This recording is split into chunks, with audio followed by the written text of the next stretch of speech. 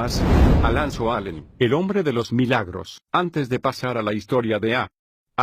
Allen, quisiera hacer unos pocos comentarios que, según creo, nos ayudarán a ver este relato desde la perspectiva correcta. Todos tenemos una cierta preferencia en lo relativo a los dones del ministerio. Hay ciertos ministerios que disfrutamos más que otros, pero no todo don ministerial se rige por nuestras preferencias personales. Algunos nos sorprenderíamos si descubriéramos que nuestra idea del ministerio, o de cómo debería operar un ministerio, no es la idea que Jesús tenía de ese ministerio, en absoluto. Me gusta referirme a las preferencias como ideas que tenemos en nuestra mente, más que revelaciones que recibimos en el Espíritu. Nuestras preferencias personales son solo eso, preferencias, no son reglas. Por lo tanto, debemos tener mucho cuidado de no juzgar al llamado o al don ministerial de otra persona según nuestras preferencias personales. Rodearnos solamente de ministerios que satisfagan nuestras preferencias podría hacer que nos perdiéramos algo realmente importante. Siento una gran compasión por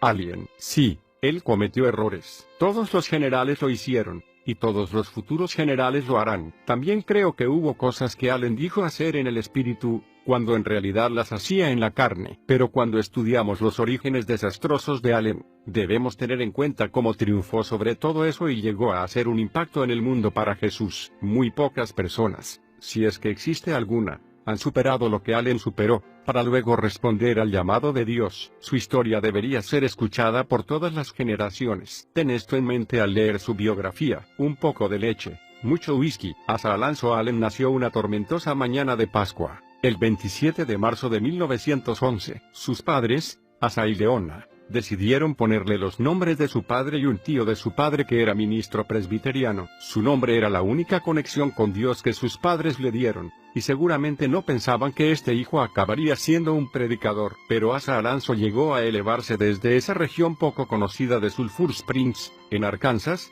para convertirse en uno de los evangelistas más sensacionales de los tiempos modernos. Es cierto que Allen provocó más controversias que ningún otro de los evangelistas de la voz de sanidad, y fue seriamente criticado por su sensacionalismo y su forma dramática de actuar, y mucho más, por sus hábitos personales. Los medios lo trataron con total desprecio, y los líderes denominacionales lo proscribieron y ordenaron a los demás que se apartaran de él tanto como fuera posible. Sin embargo, algunos consideran que Allen fue el más importante de los evangelistas surgidos del avivamiento de la voz de sanidad. También es importante destacar que quienes criticaban a Allen fueron mucho menos productivos en el ministerio que él. Allen nació en un hogar problemático en el que alboroto era una palabra común. Al nacer, Allen tenía 2 hermanos y 4 hermanas. De pequeño, sus hermanas le brindaron el único gozo que conoció, lo amaban, jugaban con él y lo trataban como un pequeño príncipe. Pero sus padres eran alcohólicos y criaron a sus hijos en medio de una total pobreza.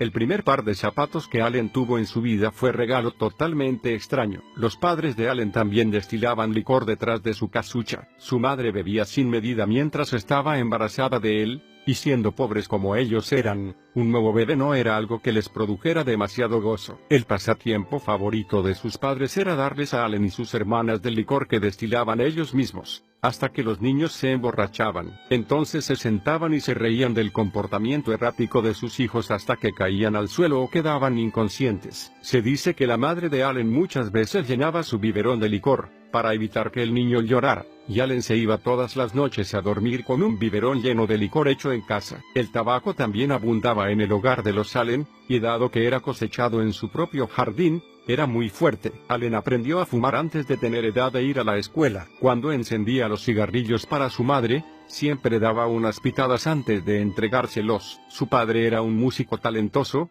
y aunque no era cristiano, la iglesia local le pedía que dirigiera el coro y tocara con ellos, cosa que él solía hacer estando ebrio. El joven Allen heredó ese talento y algunas veces se ubicaba en alguna esquina para cantar delante de la gente. Debe de haber sido todo un espectáculo escuchar esa voz infantil cantando los himnos que había aprendido de su padre borracho. El pequeño Allen cantaba los himnos de la iglesia una y otra vez, ya que la gente le arrojaba monedas por hacerlo. Comenzó en el mundo del espectáculo siendo muy joven, y aparentemente había nacido para ello. Un poco de cerveza y problemas. Los padres de Allen estaban siempre peleándose, tirándose con muebles, y amenazándose mutuamente con armas. Finalmente, cuando Allen tenía 4 años, su madre dejó a su padre y se fue con los niños a Carthage, Missouri. Poco después de abandonar al padre de los niños, su madre volvió a casarse, pero el infierno continuó. Bajo los efectos del alcohol, su madre y padrastro peleaban de tal manera que los niños salían corriendo de la casa,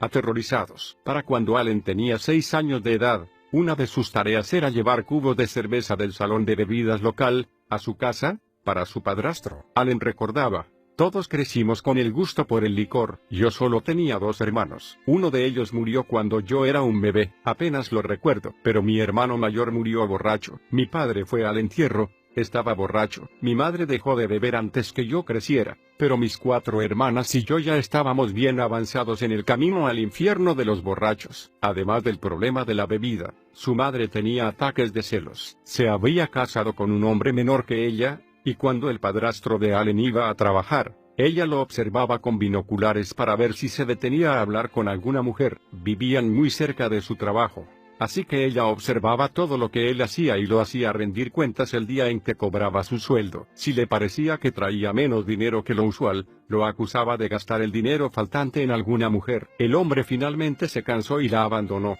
así como el joven Allen. A los 11 años de edad, Allen huyó de su casa, decidido a volver a Arkansas y buscar a su padre, pero no estaba seguro de qué camino tomar, y poco después de salir, el tiempo se descompuso, así que regresó a casa con su madre. Mientras comenzó a planear cuidadosamente el próximo intento, decidido a no fallar esta vez. Cuando tenía 14 años, Allen era maduro como un hombre adulto, así que volvió a huir. Esta vez había decidido que haría todo lo que fuera necesario para lograrlo, así que pidió a diversos conductores que lo llevaran por la ruta y viajó por gran parte del sur. Mientras viajaba con otros amigos vagabundos, trabajó cosechando algodón, desbotando y cavando zanjas, pero de todos modos terminó preso por robar maíz. Sácalo de aquí, o mátalo. Donde quiera que fuera, Allen era el alma de la fiesta. Tenía una hermosa voz de tenor y un gran sentido del ritmo. Siempre estaba cantando, bailando, bebiendo y fumando. Aunque su energía parecía ilimitada,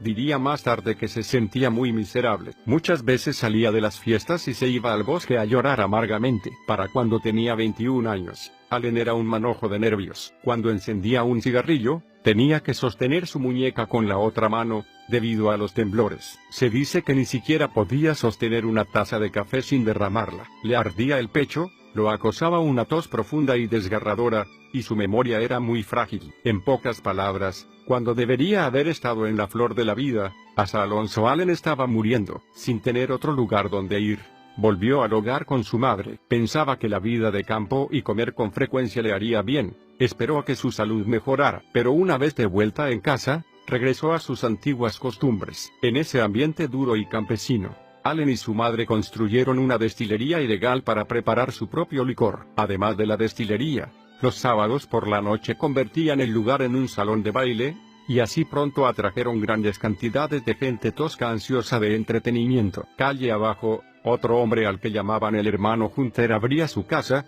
pero por un motivo completamente diferente. Aunque era un hombre inculto, era nacido de nuevo y estaba lleno del Espíritu Santo, así que decidió formar una iglesia y ser el pastor. Pero lo inquietaba el salón de baile que estaba en el otro extremo de la calle. El hermano Hunter buscaba ganar a los jóvenes, pero la mayoría de ellos estaban tan atrapados por la destilería y salón de baile Allen, que no les interesaba ir a la iglesia. Así que el predicador llegó a la conclusión de que para que la comunidad pudiera vivir un avivamiento, ese salón de baile tendría que cerrar. Un grupo de hermanos se reunió y comenzó a orar, clamando: Dios, cierra ese salón de baile de Allen, sálvalo si puedes. Pero si no se rinde a Dios, sácalo del vecindario o mátalo. Pero cierra este salón de baile, de una u otra manera. Bueno, gracias a Dios que solo una parte de su oración fue cumplida. La dama del vestido blanco. En junio de 1934, las cosas comenzaron a cambiar cuando uno de los amigos de Allen le pidió que lo acompañara a hacer unas compras. Mientras estaban en camino,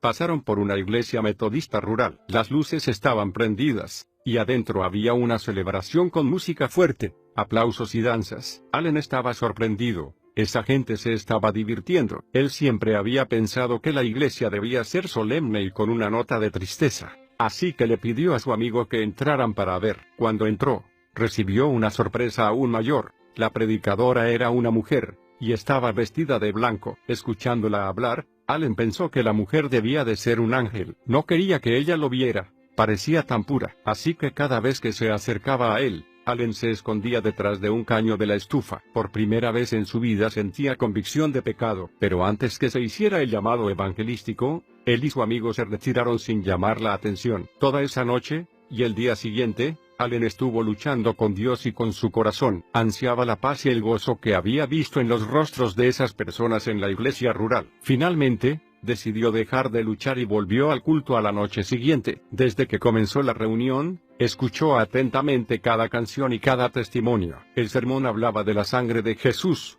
y como ella lavaba todo pecado. Tan pronto como se hizo la invitación para aceptar a Cristo, levantó la mano bien en alto. La dama evangelista lo conocía, y pensaba que estaba allí solo para causar problemas. Así que pidió que quienes realmente querían entregarse a Cristo se pusieran de pie. Sin pensarlo dos veces, Allen se puso de pie. Ella temió que él quisiera causar un escándalo, pero continuó, y pidió a quienes se habían puesto de pie que pasaran al frente si de veras habían tomado una decisión. Allen fue el primero en adelantarse por el pasillo. En realidad, fue el único que se había puesto en pie que se animó a pasar al frente, pensando que aún quería causar problemas. La dama le preguntó, ¿realmente quieres ser salvo? Claro, para eso he venido aquí, respondió Allen. Para gran sorpresa de la mujer, Allen cayó de rodillas y pidió a Jesús que fuera el Señor de su vida. A partir de ese momento hubo un nuevo Allen. No más bailes, no más destilería. Sus viejos amigos se reían de él,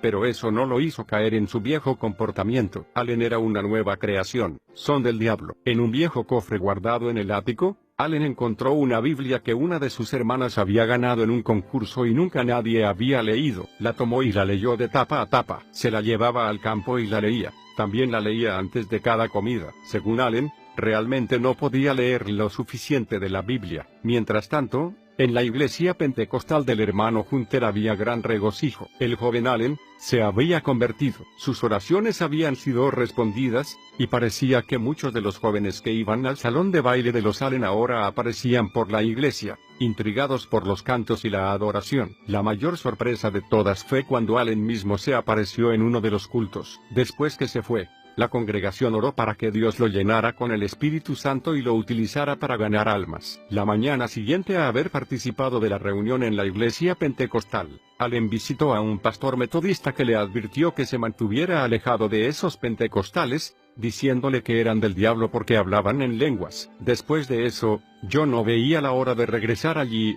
dijo Allen. Tenía mucha curiosidad por escucharlos hablar en lenguas. Unos días después, el don de lenguas y el de interpretación se manifestaron en una de las reuniones, y Allen, sentado allí escuchando, comprendió que esto era de Dios. Ahora él realmente quería lo que esta gente tenía. Al día siguiente, se reunió nuevamente con el pastor metodista y compartió la experiencia que había vivido, mostrándole textos bíblicos que probaban que hablar en lenguas era también para la época actual. El pastor declaró, no puedes tener ese don, nadie recibe ese tipo de experiencia ahora. Pues bien, yo lo voy a tener, dijo Allen. Y, pastor, es exactamente lo que usted necesita. El pastor se fue, enfurecido, y Allen cortó toda conexión con la iglesia metodista. Poco después de esto, una de las hermanas de Allen nació de nuevo, y no mucho más tarde, Allen fue finalmente bautizado en el Espíritu Santo, hablando en lenguas en un campamento pentecostal en Oklahoma al que su hermana y él habían asistido juntos. Esos días fueron como el cielo en la tierra para él. La noche que fue lleno del Espíritu, tenía puesto el único juego de ropa con que contaba,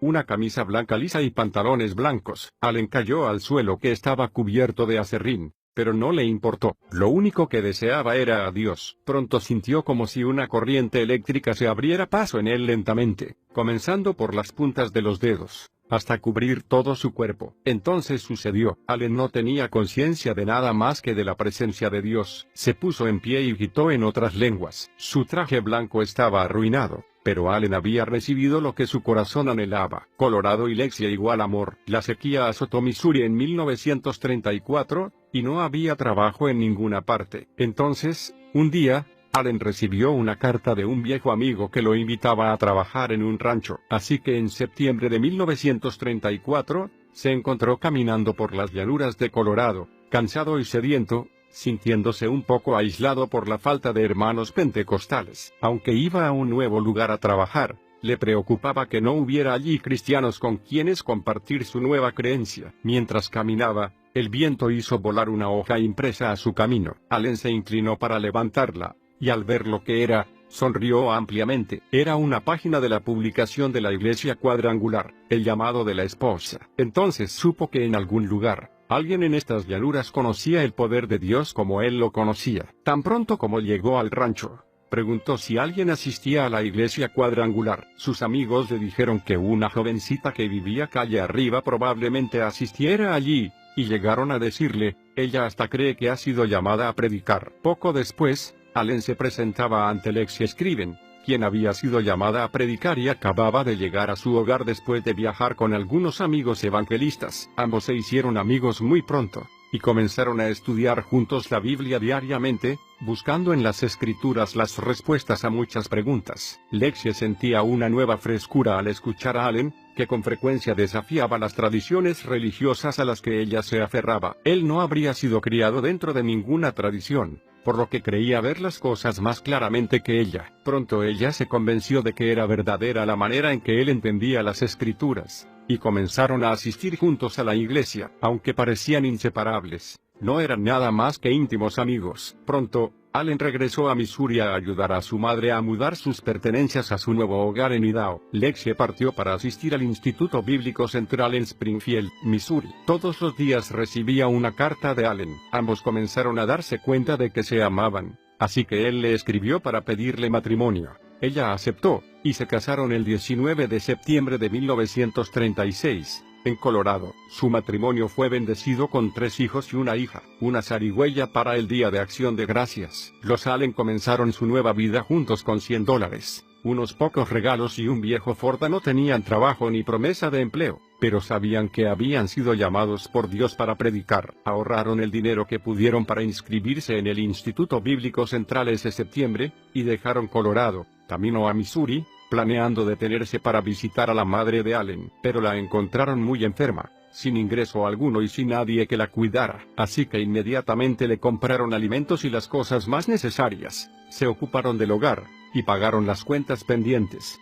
Pronto descubrieron que su dinero se había acabado y con él, sus esperanzas de asistir al instituto bíblico. Cuando la salud de la madre de Allen mejoró, la pareja continuó su camino, buscando trabajo y un lugar para vivir. Mientras buscaban, alguien les sugirió que tuvieran una reunión evangelística en un hogar. Así Dios dio a Allen su primera oportunidad de predicar, y antes que la reunión terminara, salieron de ese hogar con planes para realizar la primera campaña evangelística en que Allen predicaría. Pero había un problema: no tenían dinero, ni esperanzas de recibir ninguno, así que comenzaron a cortar madera y venderla durante el día. El dinero que ganaban les permitía comprar gasolina para sus viajes para predicar. Durante 2 semanas estuvieron cortando y cargando madera, deteniéndose solamente para escribir los pensamientos que Dios les daba para la predicación de esa noche. Los héroes de Allen eran Dwight L. Moody y Charles Finney. El primer sermón que predicó estaba basado en los sermones de estos hombres. En su primera cena del Día de Acción de Gracias, en lugar de comer pavo,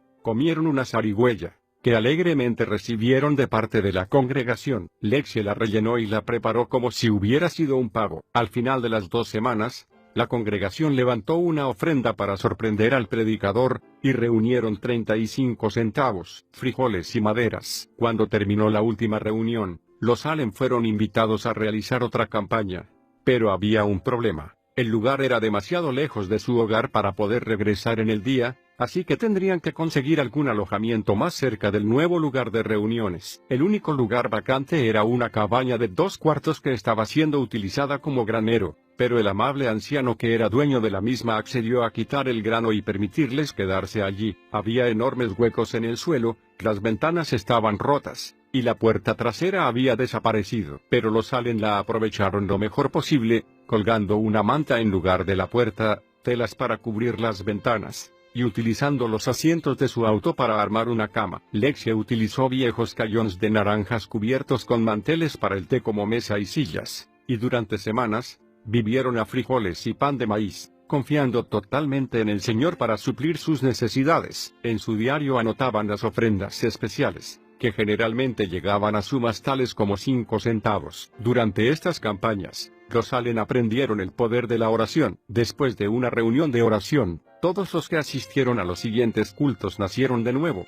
con un total de 30 personas salvadas en 2 semanas, muchas de las cuales habían caminado casi 10 kilómetros para asistir. Después de realizar un culto de bautismos, los Allen siguieron su camino. Si hubiera habido trabajo en ese momento, Allen habría conseguido un empleo secular, pero no había ninguno, así que trabajó estudiando la Biblia y orando. El resto de su tiempo lo pasaba visitando gente y orando por sus necesidades. Como un remolino escuché su voz. A fines de la década del 30, pocas semanas después que naciera su hijo, Allen aceptó el pastorado de la Iglesia de las Asambleas de Dios Tower Memorial, en Raleigh, Colorado. Mientras estaba allí, Allen recibió el nombramiento de las Asambleas de Dios. Decidido a encontrar el secreto del poder de Dios, comenzó a ayunar y orar buscando al Señor. El ayuno era algo nuevo para él, por lo que le resultó bastante problemático. Justo cuando comenzaba a orar, olía la comida que su esposa estaba cocinando para ella y su hijo, y por más que deseara concentrarse, el espíritu estaba dispuesto pero la carne era débil. Y finalmente Allen salía de su cuarto de oración y se sentaba a comer con su familia. Un día, después de tomar un bocado, sintió una repentina convicción. Dejando caer el tenedor, anunció a su esposa que no saldría de su cuarto de oración hasta haber oído algo de parte del Señor, y llegó a indicarle que lo encerrara con llave en el cuarto. Ella rió y predijo que después de una hora, él estaría golpeando desesperado a la puerta, tratando de salir. Pero pasaron las horas, y Allen no golpeó para que le abrieran la puerta. Luchando con su carne, encontró la victoria en su cuarto de oración, y en sus propias palabras, relató luego su experiencia con el Señor. Comencé a darme cuenta de que la luz que llenaba mi cuarto era la gloria de Dios. La presencia de Dios era tan real y poderosa que sentí que moriría allí mismo, de rodillas. Entonces, como un remolino, escuché su voz. Era Dios. Estaba hablándome a mí. Esta era la gloriosa respuesta que yo había estado buscando tan diligentemente y por la cual había esperado desde mi conversión, cuando tenía 23 años. Más rápido de lo que cualquier ser humano podría hablar. Más rápido de lo que yo podía seguir mentalmente. Dios me estaba hablando. Dios estaba dándome una lista de las cosas que se interponían entre mí y su poder. Después de agregar cada requisito a la lista que estaba formándose en mi mente, había una breve explicación, o breve sermón, explicando ese requisito y su importancia. Mientras Dios me hablaba, yo los anotaba. El precio de los milagros. Cuando hube escrito el último requisito de la lista, Dios habló una vez más, y me dijo: esta es la respuesta. Cuando hayas puesto en el altar de la consagración y la obediencia hasta el último punto de esta lista, no solo sanarás a los enfermos, sino que en mi nombre echarás fuera demonios, y verás portentosos milagros en mi nombre al predicar la palabra, porque, he aquí, yo te doy poder sobre todo poder del enemigo. Dios me reveló al mismo tiempo que las cosas que eran obstáculos para mi ministerio, eran las mismas que eran obstáculo para tantos miles de otros. Finalmente, aquí estaba detallado el precio que debía pagar por el poder de Dios en mi vida y en mi ministerio. El precio del poder de Dios que obra milagros. Estas son las 13 cosas que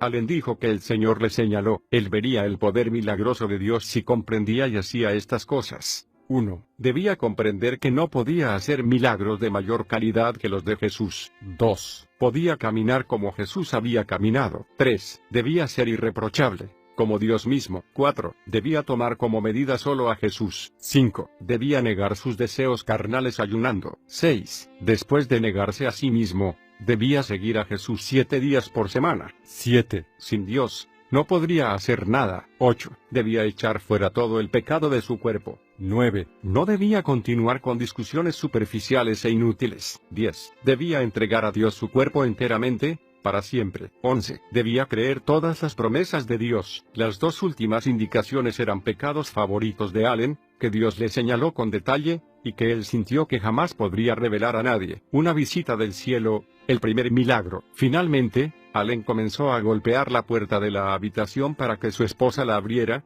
y tan pronto como ella vio su rostro, exclamó: «Ya tienes la respuesta». Sí, Dios me visitó desde el cielo, Y esta es la respuesta. Escritos en un trozo de cartón estaban los 11 requisitos del Señor. La pareja se sentó ante la mesa de la cocina. Ambos lloraron mientras Allen le contaba lo sucedido y compartía con ella la lista. Poco después de esa visitación de Dios, los Allen renunciaron a su iglesia, sintiéndose llamados al campo evangelístico, y al recibir una invitación de Missouri, salieron hacia allí, donde vieron su primer culto de milagros. Un anciano minero que estaba totalmente ciego a causa de una explosión en una mina ocurrida años antes, comenzó a asistir a los cultos. Noche tras noche se sentaba allí escuchando la palabra de Dios, hasta que finalmente, en respuesta a la invitación, pasó al frente para pedir sanidad. Los Allen se sorprendieron al ver su fe, y ambos admitirían luego que sería necesaria más fe de la que ellos tenían para que este hombre fuera sanado. Oraron por todos los que habían pasado al frente y pusieron al hombre en el último lugar de la fila. Personas que sufrían dolores de cabeza,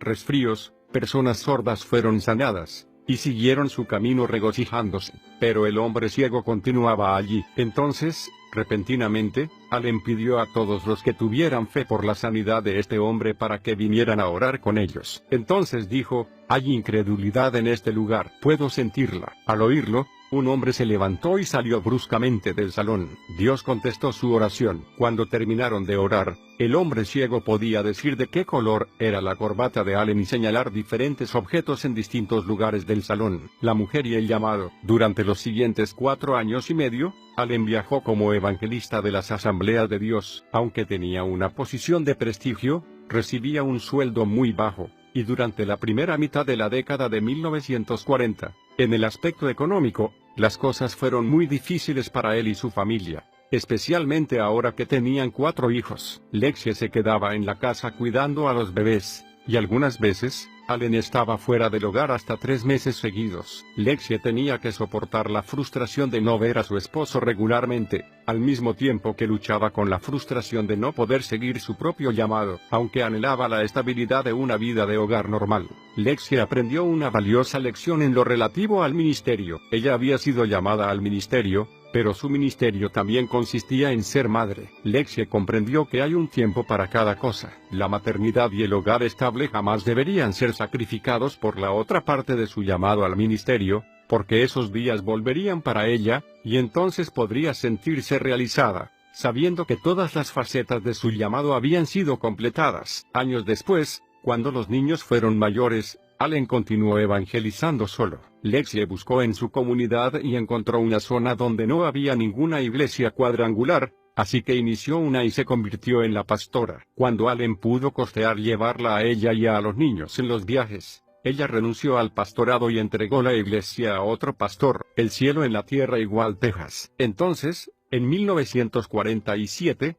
Lexie recibió un llamado telefónico de Allen, diciéndole que se preparara para mudarse a Corpus Christi, Texas. Le habían pedido que pastoreara una de las iglesias de las Asambleas de Dios más grandes de la región, y estaba muy entusiasmado, pensando en la estabilidad que esto brindaría a su familia. Allen dijo a Lexie que probablemente se quedarían allí hasta que Jesús volviera. La familia Allen amaba a Corpus Christi y a la iglesia donde estaban allí, pero en una ciudad de más de 100,000 personas. Solo había unas pocas iglesias del Evangelio completo. Los Allen llegaron cuando la iglesia estaba haciendo planes para construir, y mientras algunos se habrían sentido abrumados, Allen sintió que esto lo estimulaba a la acción. Por lo tanto, se lanzó de lleno a esta nueva fase del trabajo, soñando con una iglesia que operaría en los dones del Espíritu, evangelizando y avanzando progresivamente en las cosas del cielo. Esta iglesia parecía ser su respuesta. Los miembros lo escucharon predicar durante 2 semanas antes de invitarlo a ser su pastor. Él predicó con toda su fuerza, sin callarse nada de lo que creía, y aún así lo quisieron. Allen entregaba a cada área del ministerio toda su atención, elegía a cada obrero y lo capacitaba en forma especial. La congregación creció,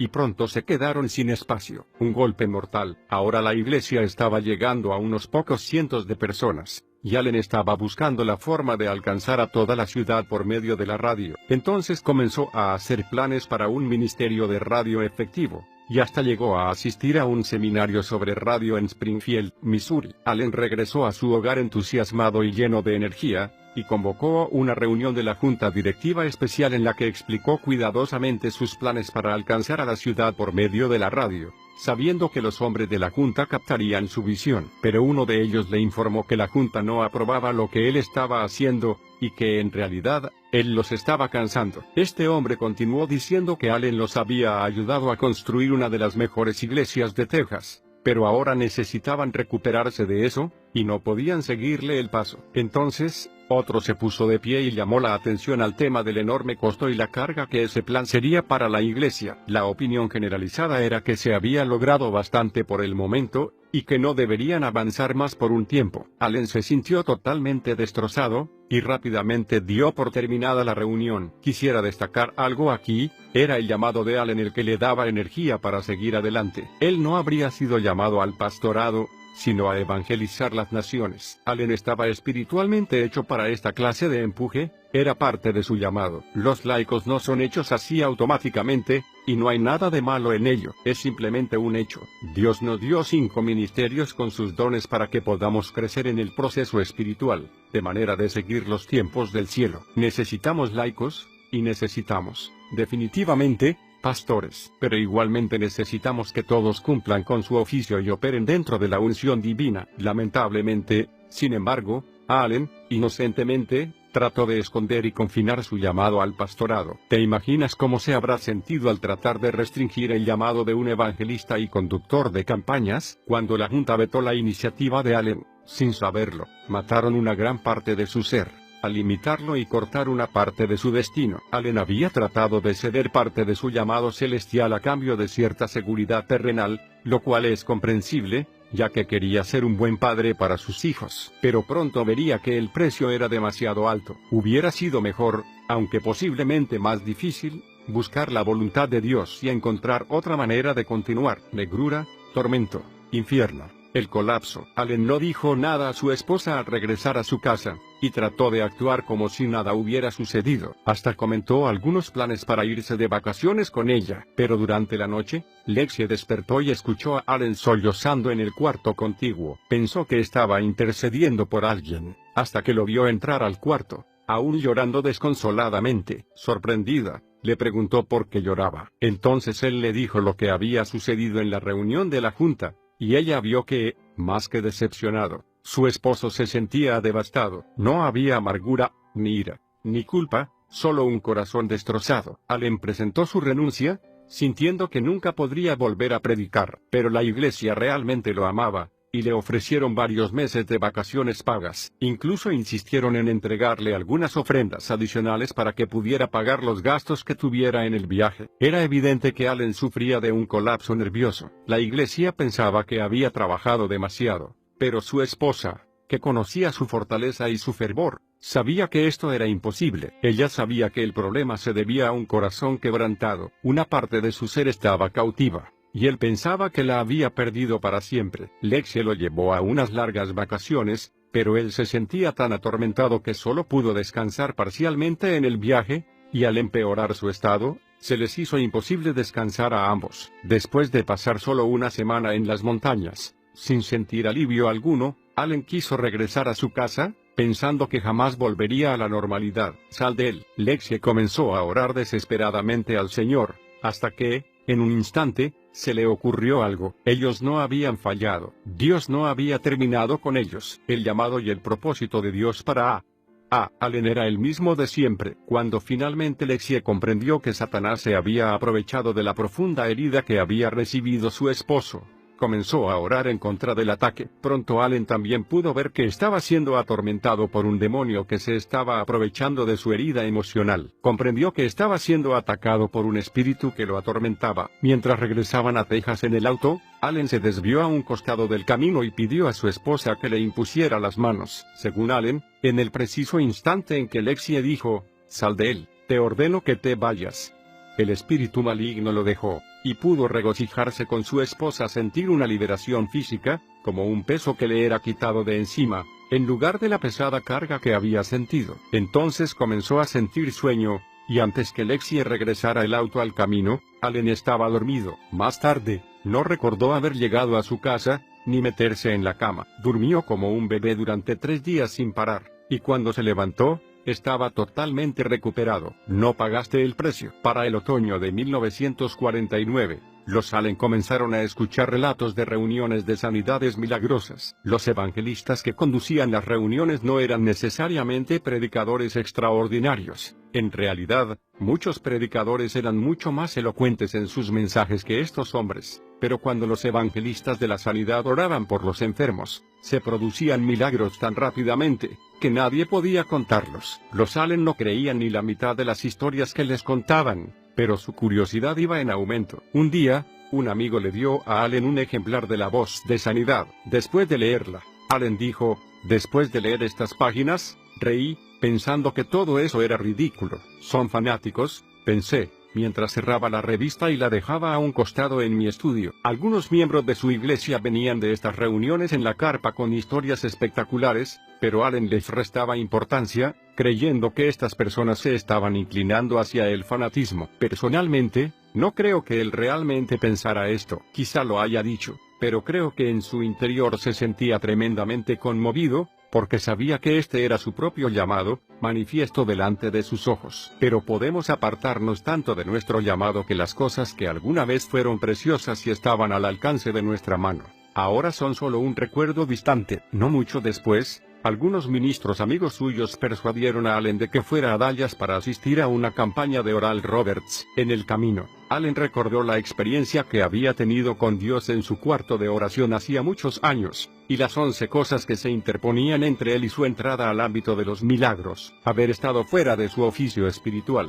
y tratar, en cambio, de trabajar como pastor, había causado que esa visión que Dios le había dado quedara como guardada en un cajón. Al acercarse a Dallas, cada vez Allen tomaba más conciencia de que allí podría ver precisamente aquello que Dios lo había llamado a hacer. Pero yo nunca había pagado el precio por el poder milagroso de Dios en mi vida, agregó. Allen se quedó fascinado con la reunión en la carpa y con el poder de Dios que Roberts mostraba, sintiendo que estaba experimentando lo que relataba el libro de los Hechos. Milagro tras milagro se producían mientras él observaba, pero no era fanatismo. Era el poder de Dios que obraba milagros. Mientras observaba la fila de gente esperando para que oraran por ella, Allen oyó una vez más la voz de Dios. Hijo mío, hace 11 años tú buscaste mi rostro. Hace 11 años te llamé a este mismo ministerio, pero no pagaste el precio ni te consagraste. Por lo tanto, no has logrado hacer aquello para lo que te llamé. Con lágrimas corriendo por sus mejillas, Allen levantó sus manos y clamó, Señor,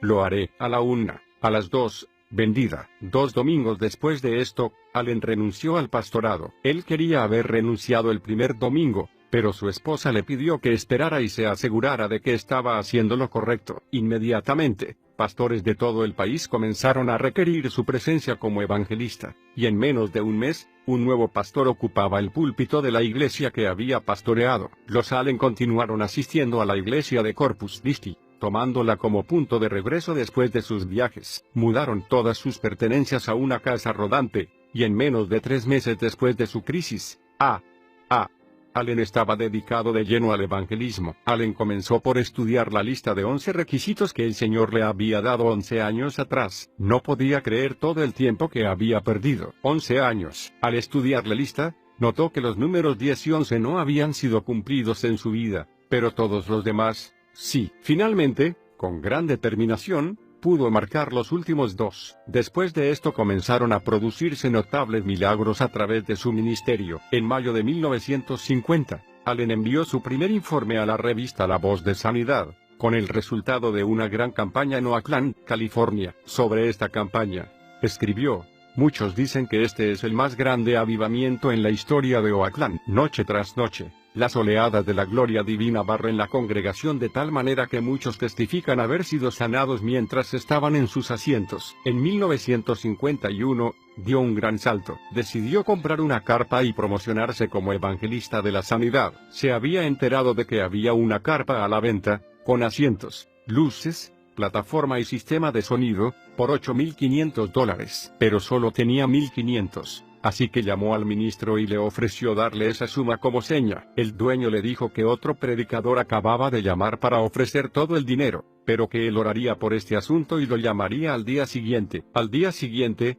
cuando Allen llamó al hombre, No le sorprendió enterarse de que éste había decidido entregarle la carpa contra la seña de $1,500. El resto sería pagadero en cuotas de 100, a medida que Allen pudiera costearlas. Así que la carpa ya era suya. El 4 de julio de 1951, la carpa evangelística de A.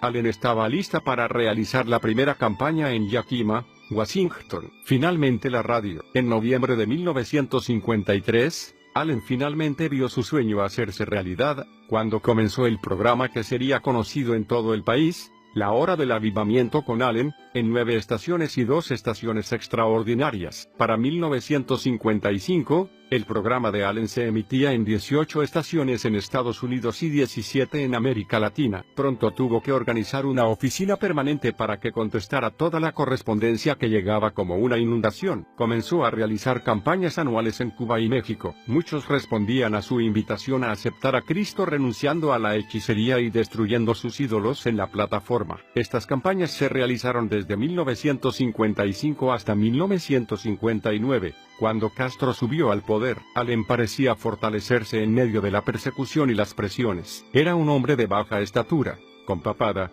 que fruncía el entrecejo al gritar, y un segundo después, hablaba en susurros. Era un predicador de los viejos tiempos, así que pisaba fuerte, gritaba, sollozaba, gritaba gloria a Dios, hablaba en lenguas a los gritos, y danzaba dramática y furiosamente. Algunas veces saltaba arriba y abajo mientras golpeaba un pandero, y durante sus reuniones era común ver a alguien dando vueltas camero por los pasillos, temblando sobre la plataforma, o danzando ballet en medio de la gente. Allen nunca se dejó influir por las modas cambiantes, pero creía que su tarea era predicar de esa forma. No tenía pelos en la lengua cuando predicaba, y parecía siempre convertir la adversidad en una ventaja. Decía lo que pensaba, y eso era lo que la gente iba a escuchar. Un golpe duro en Knoxville. En 1955 comenzaron a surgir acusaciones, cada una más seria que la anterior, y cada una de ellas afectó seriamente a Allen. La acusación de que Allen bebía demasiado siempre lo siguió a lo largo de todo su ministerio. Si la gente creía o no la acusación, dependía de si escuchaban a sus amigos o a sus enemigos. Algunos nunca creyeron que hubiera podido superar el abuso de alcohol que caracterizara en forma tan marcada su juventud, pero su mayor crisis se produjo en el otoño de 1955, mientras llevaba a cabo una campaña en Knoxville, Tennessee. Allen fue arrestado por conducir en estado de ebriedad, pero el caso nunca llegó al tribunal porque nunca se presentó ante el juez. Así que perdió el derecho a la fianza de $1,000 y abandonó el estado. Todo el incidente es poco claro, pero Allen sostuvo que los medios de Knoxville eran notorios por sus ataques a los evangelistas, y dijo que habían llegado a mostrarle una lista de predicadores que pagaban a ciertos periódicos para calumniarlo. Según un colaborador cercano, Allen dijo a sus amigos que había sido secuestrado y golpeado hasta quedar inconsciente. Cuando despertó, dijo su amigo, estaba en un cuarto lleno de humo, y alguien estaba echándole licor por la garganta. Pero ya se había corrido la voz de que Allen había confesado a los ministros prominentes de Knoxville que la acusación en su contra era cierta. ¿Retirarme? Jamás. En 1956, al enterarse de los cargos y la controversia, Ralph M. Reeves, superintendente del Consejo General de las Asambleas de Dios, envió a Allen una carta pidiéndole que se abstuviera de realizar reuniones públicas hasta que el tema se aclarara. Allen sentía que hacerlo era imposible, y que su organización lo abandonaba cuando él más los necesitaba, para salvar su reputación. Por ello le envió una carta furiosa a Reeves recordándole que había ministrado con él durante 18 años, sin que se cuestionara jamás mi integridad, y luego devolvió sus credenciales ministeriales a las Asambleas de Dios, declarando que hacerlo no era una gran pérdida para él. También dijo a Reeves que retirarme del ministerio público en este momento sería la ruina de mi ministerio, ya que aparecería como una admisión de culpa. La acusación también le causó grandes problemas en la Asociación de la Voz de Sanidad. Aunque Lexie aseguró a los líderes de la misma que los cargos no eran ciertos, Gordon Lindsay sostenía que quienes pertenecían a este grupo debían tener una posición ética muy firme, así que Allen renunció también a ese grupo. La hija de Allen dijo que la Voz de Sanidad era, en realidad,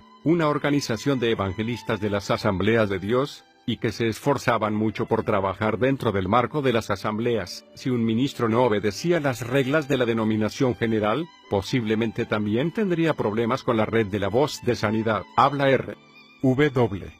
Schambach, uno de los más grandes ministerios evangelísticos de nuestras generaciones, el Dr. W. Schambach, de Tyler, Texas. Cuando estaba aún comenzando su ministerio, Schambach se unió al equipo de Allen y pronto se convirtió en su mano derecha. Siendo un hombre de carácter e integridad, sabía lo que era pagar el precio del avivamiento. Recientemente, Schambach y yo estuvimos en la misma ciudad y asistimos al mismo evento. Entonces compartí con él mi punto de vista sobre la importancia de preservar la historia para las generaciones venideras. Él accedió entonces a contarme su punto de vista sobre la historia de A. Allen, y mientras conversábamos, me compartió algunas cosas muy interesantes. Schambach me dijo que él se había unido al equipo de A. Allen la noche anterior al incidente de Knoxville y luego hizo una afirmación sorprendente, opuesta a todo otro relato escrito de A. Allen. Schambach dijo que Allen no estaba ebrio. Lo sé, me dijo, porque yo estaba con él en el auto. Dijo que todo el incidente había sido una conspiración para arruinar el ministerio de Allen, y que después de este problema, él fue testigo de la terrible persecución que el evangelista sufrió. Fue allí que Schambach comenzó a aprender a pagar el precio del avivamiento. No importa qué clase de acusación se hiciera en contra de Allen, Schambach sabía que el hombre era inocente, porque estuvo con él todo el tiempo. Schambach continuó sirviendo fielmente a Allen en el ministerio. Durante los 6 años que estuvo con él, fue a todas las cruzadas con el evangelista. Era un hombre de Dios, recordó Schambach. Yo estaba todo el tiempo con él, éramos como carne y uña. Cuando teníamos que viajar juntos, yo dormía en el mismo cuarto que él. Nunca hizo nada contrario a la palabra de Dios. Era un hombre de oración y un hombre de milagros. Así lo conocí yo. Schambach también describió a Allen como alguien muy tocable, muy accesible a toda persona en todo momento. No había ni una pizca de celos en su ser. Sonrió. Si yo comenzaba a hablar sobre algo, él gritaba, «Vamos, Schambach, ahí lo tienes», y se sentaba y me dejaba predicar, sin importar dónde estuviéramos. Schambach comparó graciosamente la personalidad y la forma de vestir de Allen como una cruza entre James Cagney y Spike Jones. Mientras Schambach y yo salíamos del hotel para continuar nuestra charla, vimos un camión de bomberos en el estacionamiento. Esto me recuerda a otra historia. Roberts. Schambach dijo que la historia sobre el fuego sobre el techo de la carpa durante la reunión de Los Ángeles era cierta. Parece que los camiones de bomberos andaban corriendo por todas partes buscando el fuego, pero no lo encontraron. ¿Sabían que había un incendio en alguna parte? Porque veían el humo. Finalmente, fueron en dirección a la carpa, pero cuando llegaron no había ningún incendio. Dios quería que todos supiéramos que estábamos en la ciudad, sonrió Schambach, así que puso su fuego santo en el techo de esa carpa solo para que la gente supiera dónde estábamos. Y el aceite milagroso, que aparecía en las palmas de las manos de las personas, eso también era real. Yo mismo tuve un poco de eso en mis propias manos, respondió Schambach. En Los Ángeles, en una de las reuniones de Allen, todos recibieron ese aceite en las manos, excepto Allen, sonrió Schambach. Creo que Dios permitió que sucediera eso para probar que era de verdad, no un engaño. Schambach dejó a Allen para comenzar su propio ministerio en 1961, pero siempre lo apoyó durante el resto de su vida. Si hay alguien que opere en forma similar al ministerio de Allen, es el gran evangelista R.W. Schambach, avanzando por un tiempo. Así que Allen había devuelto su licencia a las Asambleas de Dios y cortado sus conexiones con la Asociación de la Voz de Sanidad, y se convirtió en un evangelista independiente. Muchos dijeron que esto lo favoreció, y los libros de historia están de acuerdo. La mayoría de los evangelistas trabajan bien en forma independiente, siempre que se mantengan conectados con aquellos que comprenden su llamado y pueden hablar bíblicamente a sus vidas. Puede ser que tengan una iglesia base, pero esa iglesia local debe darles la libertad de seguir su llamado individual. Algunas veces es difícil que sus métodos sean aprobados por el establecimiento organizado, porque difieren mucho de él. Los evangelistas son veloces, dramáticos, algo alocados y tienen fuerza de buey. Si un pastor comprende el llamado de un evangelista, ambos pueden trabajar juntos, pero si trata de controlarlo para que se ajuste a las necesidades de una iglesia local, habrá problemas. El año 1956 parecía ser un tiempo en que los ministerios estaban cambiando, pero Allen encontró la forma de avanzar cuando muchos retrocedían. Tenía una gran capacidad para reunir fondos, y en este momento,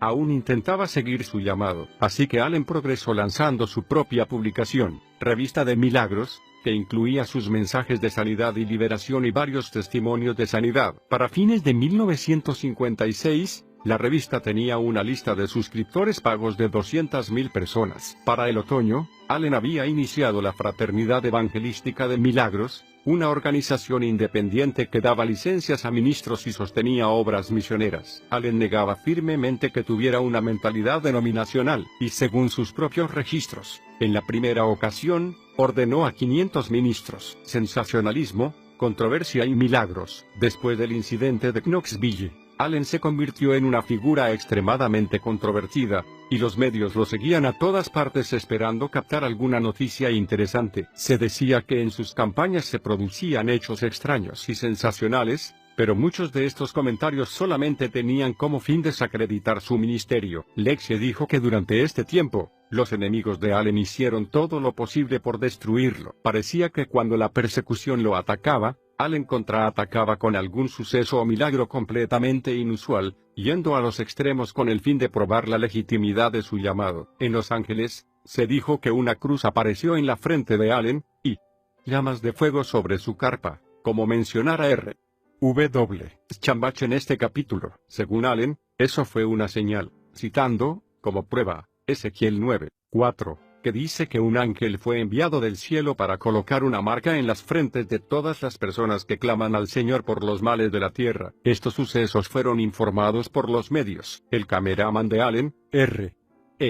Kemery, tomó una fotografía de un hombre que tenía cicatrices de clavos en las manos. En otra reunión, apareció un aceite milagroso que comenzó a fluir de las manos y las cabezas de quienes asistían a la reunión de Allen. Este respondía a quienes cuestionaban estos sucesos haciendo referencia a Hebreos 1:9, que dice que la recompensa por odiar el mal y amar el bien es ser ungido con óleo de alegría. Allen también fue criticado por vender una grabación de los sonidos emitidos por una mujer poseída por demonios, y también vendió un librito que contenía 18 dibujos de demonios realizados por una persona insana, poseída. Algunas sanidades eran sensacionales. En una reunión cerca de Los Ángeles, una mujer que pesaba 250 kilos bajó 100 instantáneamente cuando Allen le impuso las manos. Muchas personas testificaron haber visto cómo la mujer se encogía. Un pastor del Evangelio completo que había tenido escamas como de lagarto en sus brazos durante casi 50 años, fue sanado estando sobre la plataforma detrás de Allen. Las escamas se secaron y cayeron. Una nueva piel apareció en su lugar,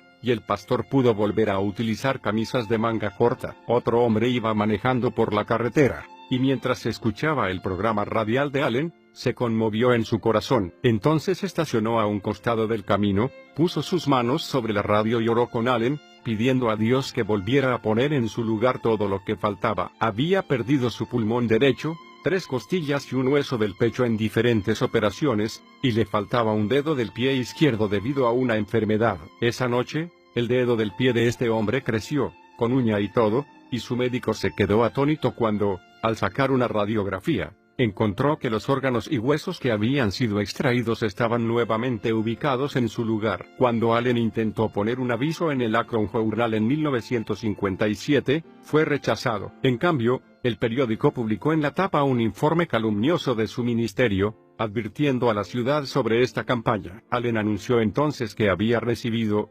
absolutamente gratis, una publicidad que le hubiera costado $25.000. A mediados de los años 50, Allen lanzó un ataque feroz contra el denominacionalismo y las religiones hechas por hombres. Aunque muchas cosas que dijo y escribió sobre el denominacionalismo eran ciertas, también era obvio que estaba hablando movido por su propia frustración y su propio despecho. Cuando intentó abrir nuevamente las líneas de comunicación con las asambleas de Dios, según él, lo ignoraron e instaron a otros a ignorarlo también. Aunque el Consejo General negó esta acusación, sí manifestaron que su ministerio arrojaba una sombra. En otras palabras, si alguien se relacionaba con Allen, el mismo carácter de esa persona sería considerado cuestionable. Milagros en el Valle. Aun con toda la controversia, el ministerio de Allen continuó creciendo. Pronto Allen lanzó el campamento de capacitación para campañas de milagros, donde enseñaba a los ministros los principios de la prosperidad, la sanidad, el echar fuera demonios,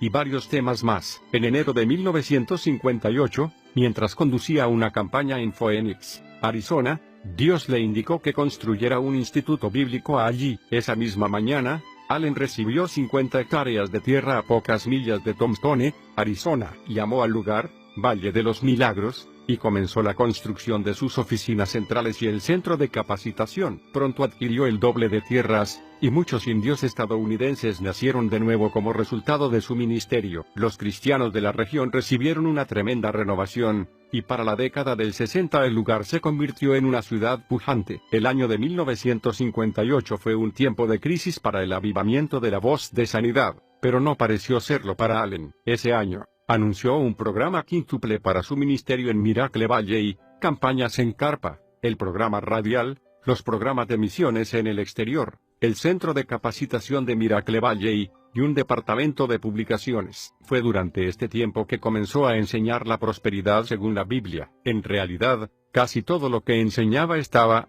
en cierta forma, relacionado con la prosperidad económica. Personas de todos los estratos sociales asistían a sus reuniones, y él predicaba el mismo mensaje, con igual fervor, a todos los públicos, sin cambiar jamás el texto para adecuarlo a la clase de gente. En sus reuniones se veía de todo, desde abrigos de piel y perlas, hasta pies descalzos y overalls de trabajo. Cuando la gente cruzaba el estacionamiento, veía de todo, desde brillantes Cadillacs hasta autos viejos atados con alambres oxidados. Pero en 1960, durante el pico de tensión racial, el Ku Klux Klan amenazó con interrumpir una reunión de Allen donde había blancos y negros. El KKK logró volar un puente cercano con dinamita, esperando que esto asustara a Allen y a su grupo, pero tanto el culto de adoración como los bautismos continuaron sin el menor trazo de temor. También fue en 1960 que Allen construyó una iglesia en Miracle Valley, con capacidad para 4,000 personas sentadas. Tenía grandes planes para esta ciudad y deseaba construir casas, lugares de esparcimiento, y centros de medios. Un final trágico. Algo sucedió durante los últimos años de la vida y el ministerio de Allen. Aunque no hay muchos detalles sobre el caso, debió enfrentar un juicio por cobro de impuestos atrasados por $300,000 y en 1967, él y su esposa Alexia se separaron. Los detalles sobre este hecho no son demasiado claros, pero los amigos más cercanos a la familia sostienen que los Allen nunca se divorciaron. Los pocos detalles con que contamos señalan que antes de separarse, cada uno estuvo totalmente dedicado a servir al Señor hasta el momento de su muerte. Lexie, periodista, pasaba su tiempo en casa, mientras Allen viajaba mucho y rara vez regresaba a su casa. Algunos creen que si Allen no hubiera muerto poco tiempo después de la separación, él y Lexia habrían vuelto a estar juntos. Al morir, ambos fueron sepultados juntos, con una misma lápida, en Miracle Valley. En 1969, Allen estaba enfermo. Sufría de un caso severo de artritis en una de sus rodillas. Pasaba gran parte del tiempo recordando sus humildes orígenes. Según él, ese año su revista tuvo una circulación de 340,000 ejemplares, y recibía correspondencia de 90 naciones. Pero su problema de artritis pronto empeoró, así que se sometió a una operación en la rodilla izquierda. Tal era su dolor que un joven lleno de fervor, Don Stewart, comenzó a reemplazarlo en las cruzadas. El 11 de junio de 1970, viajó a San Francisco y se alojó en el Jack Tar Hotel, ahora conocido como el Cathedral Quality Hotel. Se registró a las 12:56 del mediodía. Debía ver a un médico al día siguiente, a las 9 de la mañana, en el Centro Médico de la Universidad de California en San Francisco, para conversar sobre si sería necesario realizar una segunda operación. En algún momento antes de las 21 de esa noche, Allen hizo una llamada a un amigo cercano, Bernard Schwartz. No se sabe exactamente qué hablaron, pero Schwartz se alarmó y fue inmediatamente al hotel. Al llegar al cuarto de Allen, la puerta estaba cerrada con llave y Allen no respondía. Schwartz contó el problema al administrador y abrieron la puerta con una llave general. A las 21:15, Allen fue hallado muerto por Schwartz y el administrador. El informe forense señala que Allen estaba sentado en una silla, frente a la televisión. Fue declarado oficialmente muerto el 11 de junio de 1970 a las 23:23.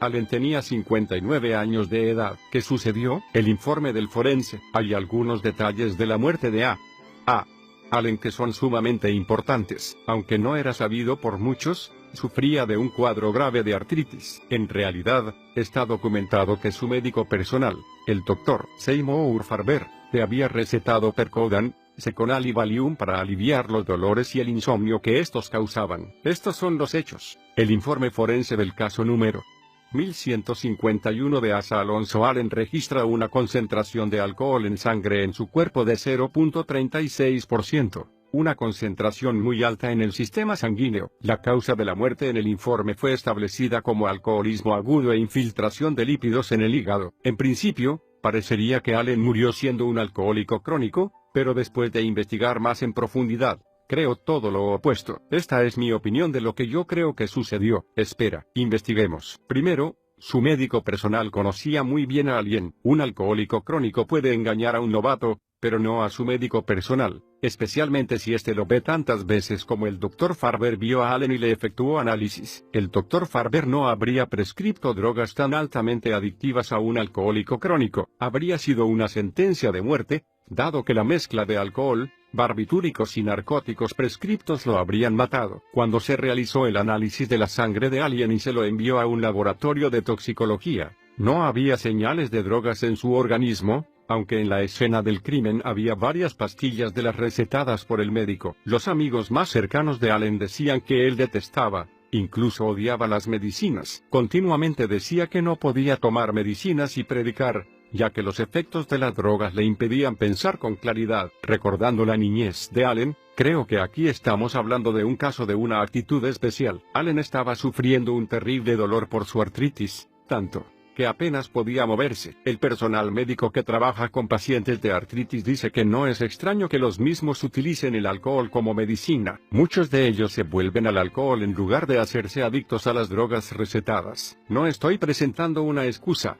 Simplemente presento una realidad. Deberíamos recordar que en el informe forense dice que Allen murió de alcoholismo agudo, no crónico. Hay una marcada diferencia entre ambos. Agudo significa de surgimiento rápido, súbito. Crónico sugiere algo continuado. En otras palabras, un alcohólico. El informe forense dice que Allen murió de una dosis súbita de alcohol, no de alcoholismo. Otro hecho, según el informe de la autopsia, el tejido adiposo encontrado en el hígado se corresponde con el que se forma en estado de ebriedad. Debemos comprender que hay una diferencia médica entre los bebedores crónicos y los habituales. Los bebedores crónicos han bebido durante un período de tiempo, y permanecido ebrios la mayor parte de ese período, se note o no. Un bebedor habitual ha estado bebiendo solo durante unas semanas. Son los que también se conocen como bebedores sociales. Al comentar los resultados de la autopsia con varios prominentes médicos y especialistas de todo el país, ellos me explicaron que este estado del hígado no es cirrosis. La cirrosis del hígado es producida por alcoholismo crónico y es una muerte del tejido del hígado que se extiende gradualmente durante un periodo de tiempo. El tejido adiposo en el hígado debido a la consumición habitual de alcohol, puede llegar a causar cirrosis. La ingestión habitual de alcohol produce tejido adiposo. Después de varios días, si no se ingiere más alcohol, el tejido se disuelve y todo regresa a la normalidad. Allen tenía el hígado de alguien que había estado bebiendo habitualmente por un periodo de semanas o meses, hasta el punto de ebriedad. En todo el informe forense, la mayor parte de la discusión se centra en la artritis de Allen, no en el contenido de alcohol hallado en su sangre. En realidad, no hay pruebas de que Allen fuera un alcohólico. Como prueba el estado de su hígado, hay muchas más evidencias de que el alcohol era ingerido con fines medicinales. Esto es lo que yo también creo. Allen no era alcohólico, pero creo que periódicamente bebía hasta embriagarse para dar alivio a su dolor. Y honestamente, no creo que Allen viera mucha diferencia entre el alcohol y las drogas recetadas. Él odiaba las drogas recetadas y sus efectos que tardaban en desaparecer. El alcohol puede disiparse rápidamente y los efectos probablemente fueran menos severos para él. Quizá no siempre elegía el alcohol en lugar de las drogas,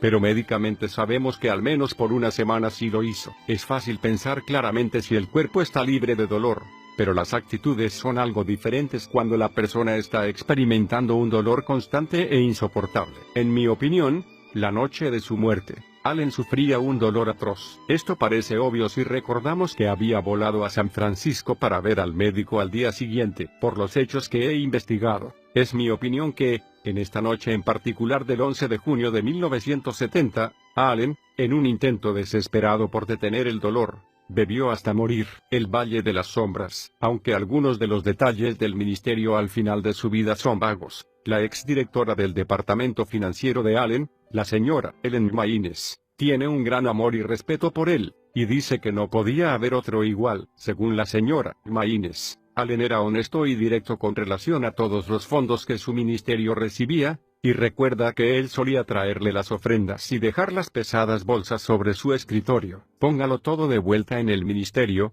Ellen, decía Allen según la señora Maynes. Todo esto le pertenece a Dios. Maynes dice que Allen trabajaba de día y noche por la gente, aparentemente sin cansarse. No se puso nada a su nombre, ni la casa ni nada en Miracle Valley, dijo la señora Maynes. Según él, cuando muriera, toda la propiedad debía volver a manos de Dios. La señora Maynes reiteró con tristeza que ella creía que nunca ha habido otro ministro como Allen. No tenía miedo de luchar contra el demonio, proclama, y cuando uno no tiene miedo de oponerse al demonio, todas clases de persecuciones se levantarán en su contra. Los Maynes son una pareja encantadora, y aún mantienen una relación estrecha con el hijo de Allen, James. Según ellos, James Allen tiene en alta estima el ministerio de su madre y de su padre. A pesar del fervor de Allen, parece que su carismática personalidad y la dirección de su ministerio cambiaron en los últimos años, cuando publicaba violentas críticas a algunas iglesias, y se concentraba demasiado en las promesas económicas y la prosperidad monetaria. ¿Acaso las heridas profundas,